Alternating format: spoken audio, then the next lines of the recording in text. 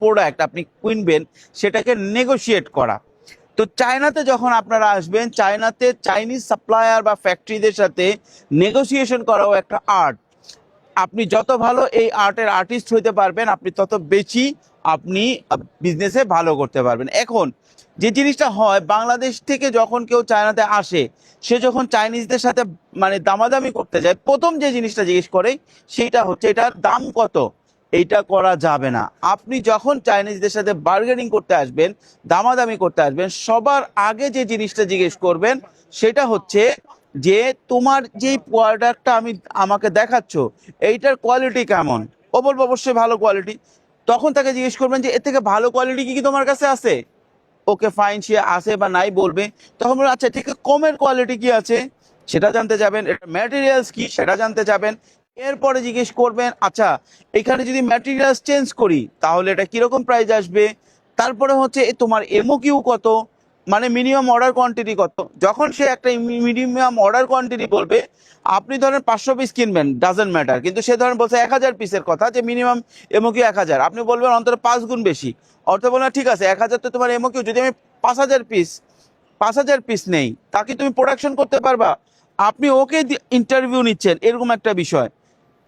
আচ্ছা হ্যাঁ আমি পারবো, ও তো অবশ্যই বলবে পারবো। আচ্ছা কতদিনে তুমি 5000 পিস বানাইতে পারবা। আচ্ছা ঠিক আছে 5000 পিস বানাইতে আমি এতদিনের মধ্যে পারবো। ও তখন মোটামুটি কনভিন্স যে আপনি প্রফেশনাল। দেন আপনি বলবেন যে আচ্ছা ঠিক আছে 5000 পিসের প্রাইস কত, আমি যদি আরো বেশিও নেই তোমার প্রাইস কত হবে, তোমার ফ্যাক্টরি কোথায়। তখনই জিজ্ঞেস করবেন 5000 পিস এর কথা জিজ্ঞেস করবেন, সাথে সাথে জিজ্ঞেস করবেন তোমার ফ্যাক্টরি কোথায়।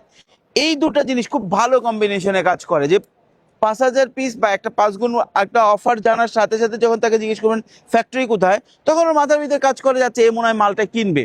হ্যাঁ আমরা তো মাল কিনতেই চায়নাতে আসি, হয়তো 5000 পিস কিনবেন না, হয়তো একটু কম কিনবেন। যখন আপনি 5000 পিস মানে ও যে এমওকিউ দিছে তার 5 গুণ দামটা জেনে যাচ্ছেন, তখন কিন্তু আপনি জেনে যাচ্ছেন। আচ্ছা এখন আসেন আমি প্রথম থেকে আবার চলে আসি, যে সরাসরি যখন দাম জিজ্ঞেস করলেন না কেন। কারণ আপনি এই যে যখন এই 5000 পিস এমওকিউর দামটা জানছেন, ও তখন ওই দামটা বলবে যেই দামে সে ডিলটা কমপ্লিট করতে পারে। আর আপনি যদি প্রথমে যে আপনি ওকে জিজ্ঞেস করতেন প্রাইস প্রাইস কত, তাহলে ও 500 পিস এমওকিউ বা 1000 পিস এমওকিউর সাথেও কিছুটা অ্যাড করে আপনাকে প্রাইস বলতো। সেইখান থেকে আস্তে আস্তে আস্তে আস্তে 5000 পিস পর্যন্ত যেতে সময় লাগতো। আর এখন আপনি 5000 পিসের দাম মানে যেটা ওর এমওকিউ তার 5 গুণ, মানে ওর মোটামুটি প্রোডাকশনের দাম কত এটার কাছাকাছি একটা প্রাইস আপনি পেয়ে গেলেন। এইবার আপনি আপনার কোয়ান্টিটির জন্য তার সাথে নেগোশিয়েট করেন। এই প্রসেসটা সবসময় মনে রাখবেন, চায়না আসলে শুধু আপনার ফেয়ারে না, শুধু ফ্যাক্টরিতে না, আপনি হোলসেল মার্কেটে গেলেও আমি দেখছি অনেক বাংলাদেশি ভাইরা আসেন, আমাদের সাথে যারা আসেন তাদেরকে আমরা বলে দেই।